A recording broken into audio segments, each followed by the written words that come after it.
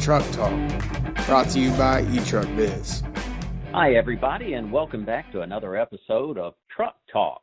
I'm your host, Ben Wheel, and today's episode is a little bit different. It's not a customer conversation, but today's topic is going to be fleet management. Joining me today is Mike Gavio. Mike is the Director of Logistics Sales for Merchants Fleet. He has over 10 years of leasing and fleet management experience and joined Merchants in July 2017. Mike leads a team of regional sales managers to grow and develop Merchants Fleet last mile business. Now, Merchants Fleet is known as the nation's fastest growing fleet management company. Their programs range from long-term leases to monthly rentals, including unique options such as rent to lease and own to lease. Merchants Fleet is headquartered in Hooksett, New Hampshire, and on the line today, I've got Mike. Mike, welcome to the show. Thank you, Ben. Glad to be here. Glad to have you. Thank you for taking time to be with us. We'll spend about a half hour kind of talking about Fleet Management 101, leasing and rentals, long-term rentals. So let me ask you the first question, Mike. Why should FedEx ISPs consider leasing, and how does it help their business? First, if I can talk about the word leasing a little bit, right? So that at times makes people a little nervous because they think of leasing as what I'll call a closed-end lease. So, Ben, a closed-end lease is the type that you and I would go to the dealer and you secure a vehicle for 3 years, 15,000 miles a year. At the end of the 3 years, you hand it back in and walk away. That is an option out there. You can still do that, but what I think is good for the ISPs is the open-end lease. The open-end lease is the kind where you may, and I would refer to it more as a funding tool, because at the end of if you lease it for 5 years, at the end of it, it's paid down, you own the vehicle, and you can take ownership of it. So really, you're financing it, as opposed to the other type of lease where you are renting it for 3 years and walking away. It's also good because for the ISP world, from a capital, right? So you have a couple options when you're a FedEx ISP. You can purchase your vehicles outright. It's all about cash flow, though. So if you're buying, $30,000 vehicles and you need 10 of them, that's $300,000 out of your pocket, and when you're starting the business or you're in the business, it's tough to do that. It is all about cash flow. The open-end lease gives you an option to secure vehicles, but then fund them over 4 or 5 years.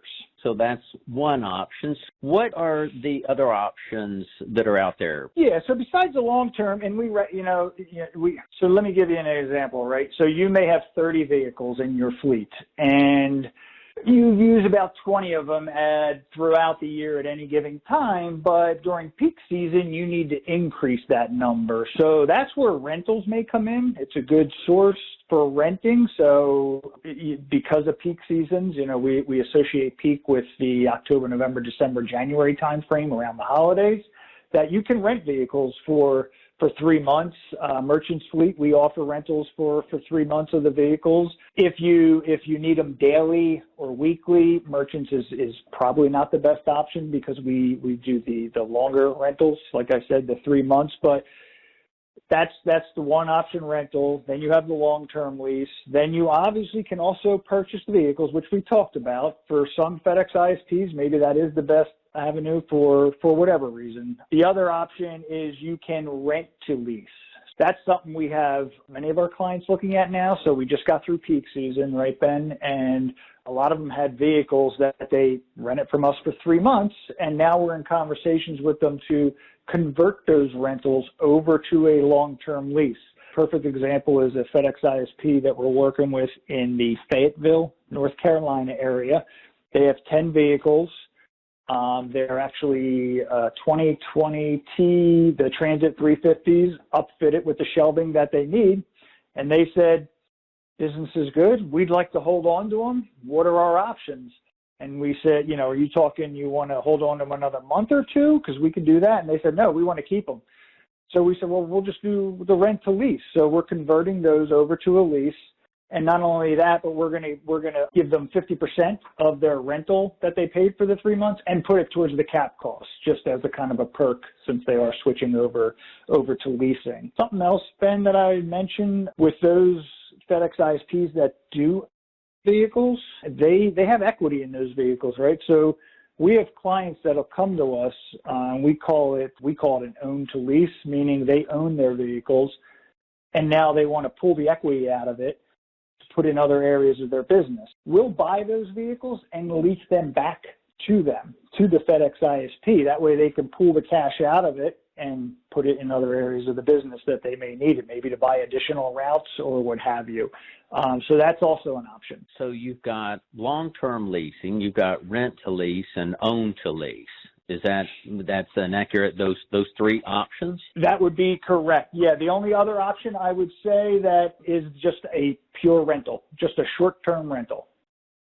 So I know, because we talked about long-term lease, rent to lease, own to lease, but we have clients too, Ben, who they'll rent for us for 3 months, and at the end they hand it in and say we only needed it for peak season, and that's perfectly okay too. So you can do long-term leases, and then for peak, there's short-term rentals that you could help them with as well. And I know that volume was extremely heavy in 2020 peak, and who knows, it may be that way again come this November. I agree, and yeah, that's what we're seeing. We're hearing that it's the never-ending peak. It's really what we're hearing these days. Is we work with a lot of the FedEx ISPs and as well as other last mile companies, but they're saying they're calling it the never-ending peak, right? Whether it's COVID or people just getting used to ordering everything from home. I know at my house, Ben, we get a lot of packages. So I have 3 kids, and they are constantly getting things delivered here. So I guess my point is that I think this business, this industry with regards to the FedEx ISPs and other home delivery is going to continue to grow. And peak season is just going to continue to get larger and larger as well. Yeah, we're hearing the same from a lot of our clients around the country about the volumes just remaining high, and I can relate to the packages coming to the house. It seems like a daily occurrence now.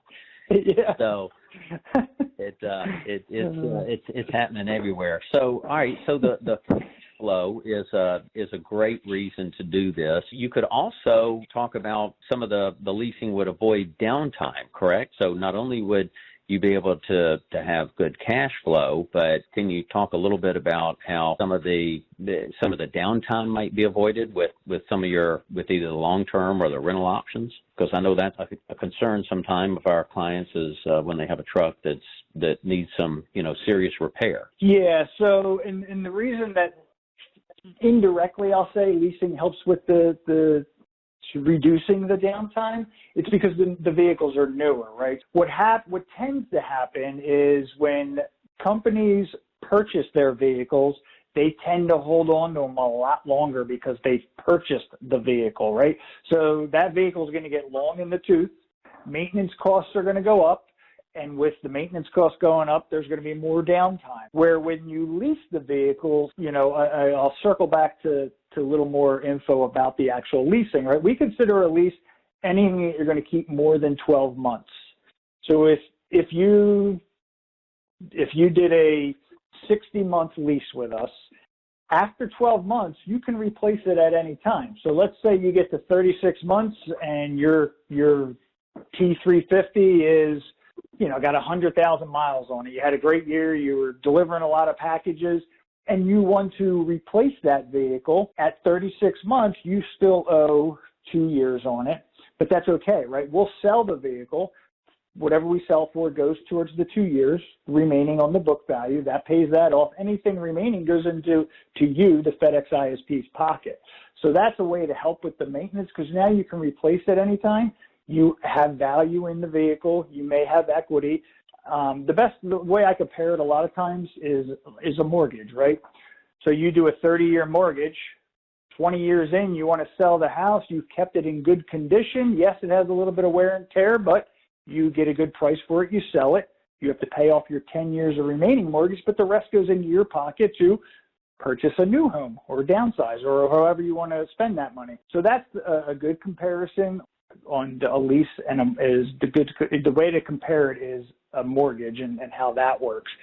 So that's how it helps with the maintenance, Ben, is that you're able to replace your vehicles more often and not have those high maintenance costs. Because again, when individuals purchase, they do tend to hold on to the vehicles a lot longer, not realizing that they're really, in the end, they're paying more because of the maintenance and the downtime. That makes a lot of sense. Well, and I like your analogy. It rings a bell with me because I'm going through that process right now of selling our current home with 15 years. Still have some time left on the mortgage, and we are downsizing now. So I can relate to that personally. Yeah, and hopefully you kept your house in good condition, and you'll get a good money back. And Right.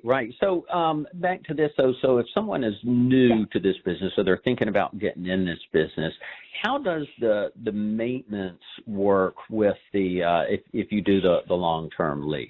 Maintenance is important when it comes to the vehicles. It's especially when the vehicles are your tool, your daily tool that you as a FedEx ISP person are using on a daily basis. I know you had asked with regards to the lease side of it, but I'll start with the rental if you don't mind. So if you rent the vehicles from us, maintenance is included. So you get the maintenance included with the rental. So you whatever, it needs an oil change or whatever may break down, you take it to you as in the FedEx ISP has to take it to the local repair shop and get done. But it's covered under us, the maintenance part of it. For a lease, it's not covered because it's your vehicle, you're financing it, but we do offer a maintenance program to go along with it.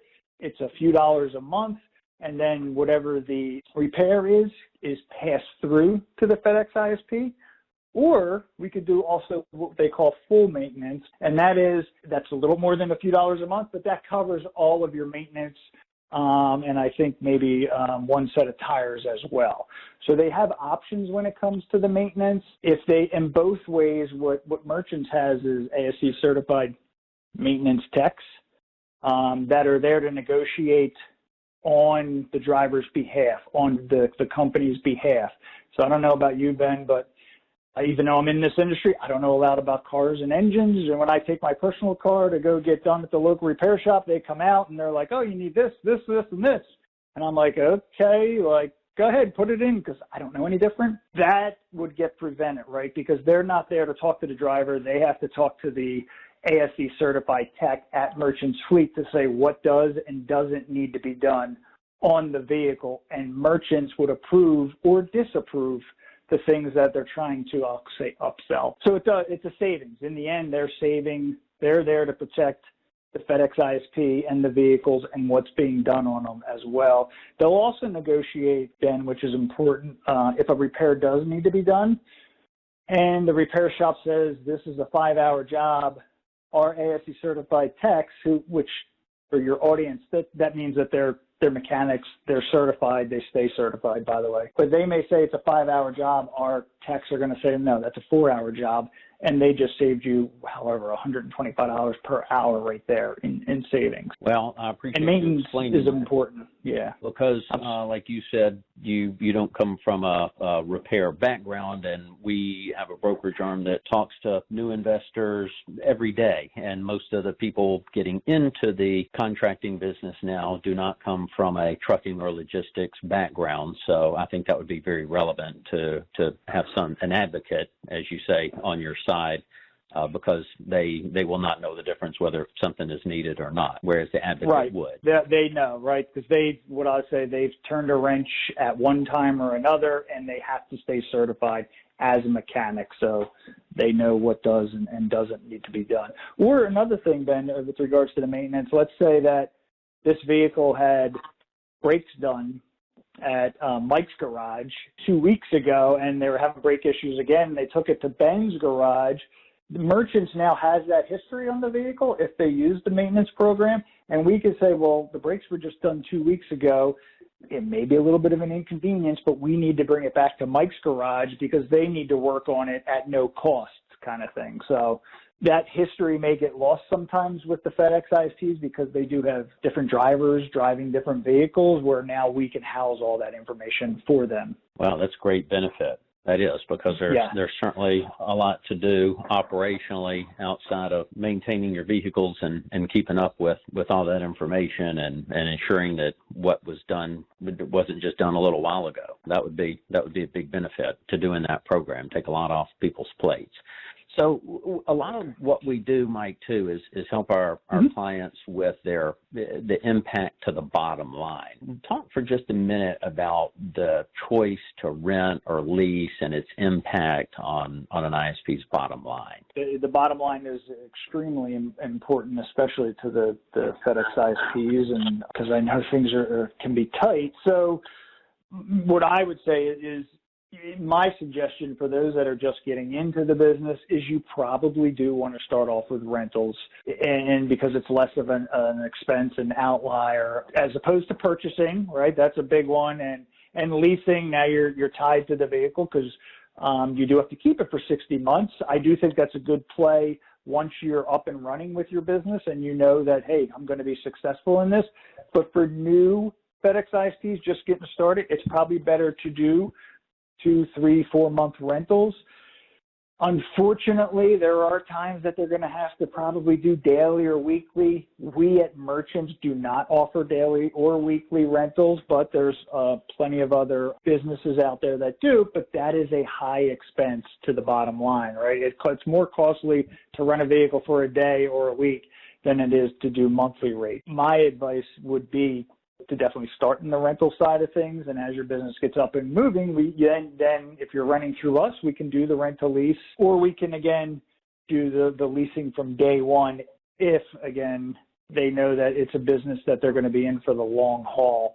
I would do the leasing over purchasing. This is my own personal feeling, Ben. I think purchasing the vehicle should resort just because it's such a high cost. And it is all about cash flow in this business. It's a high cost out of their pocket up front, I should say.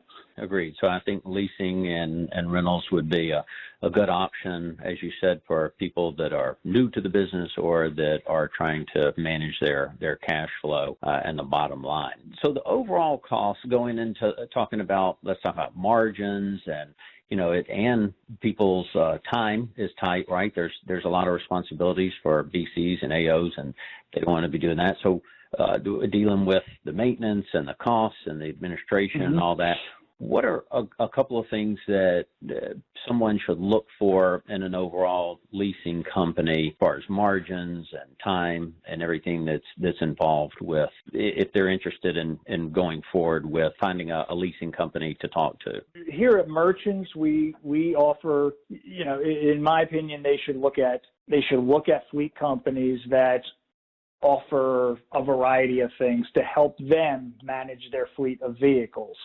I don't think you want to just utilize a company that only offers rentals or only offers leasing. I would suggest that you pick a company that offers everything. We here at Merchants, we do offer, as we talked about, rent to lease and leasing, and we'll purchase your vehicles and lease them back to you. And we also offer maintenance, and I know, Ben, you at eTruckBiz, you guys offer fuel, and that's good for everyone because that helps with their efficiency and keeping track of their cost and their spend in the fuel area as well as the maintenance.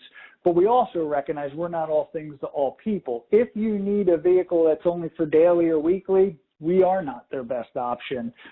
They should go to somebody who specializes in that and has the vehicles that they need, cargo vans and step vans and things. So back to your original question, my suggestion is you look for a company, though, that does offer a variety of services to help them maintain their fleet and manage their fleet and keep their costs down and keep their fleet on the road, because as we talked about earlier with downtime, that is a cost to their bottom line. And then you just want to look for the right fit too. In the end, is somebody you enjoy working with that goes above and beyond from a customer service standpoint too, I would say. We didn't really even talk about the fuel much, but thank you for bringing that up, because that is something that comes into play as well, because we did spend a lot of time talking about maintenance, but fuel is a big cost for all the contractors out there, and having a program to do that would be helpful as well to them, in addition to the maintenance and the leasing, and can help them with their margins. To kind of wrap things up, because I know you're busy, Sure. and I know folks that are listening to this are busy too. What do you see at Merchants going forward? Are there any things that you guys will be introducing this year, or any kind of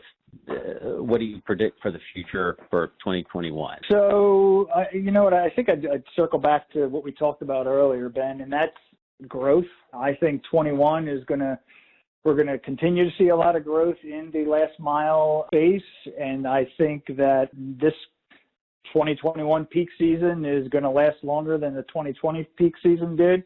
And I think we're all in a good industry, Merchants as well as eTruckBiz, as well as all the FedEx ISPs. I think there's a lot of opportunity for everyone moving forward. Agreed. Well, and if people want more information, we can put the information out there when we put out this podcast, but they can call you, is my understanding, at area code 609-304-3706, or they could email you at mikegavio@merchantsfleet.com, correct? That is correct. Thank you again for your time today, Mike. We appreciate having you on our podcast. Thanks for having me. Appreciate it. Thank you, everyone, for listening, and join us on our next episode of Truck Talk.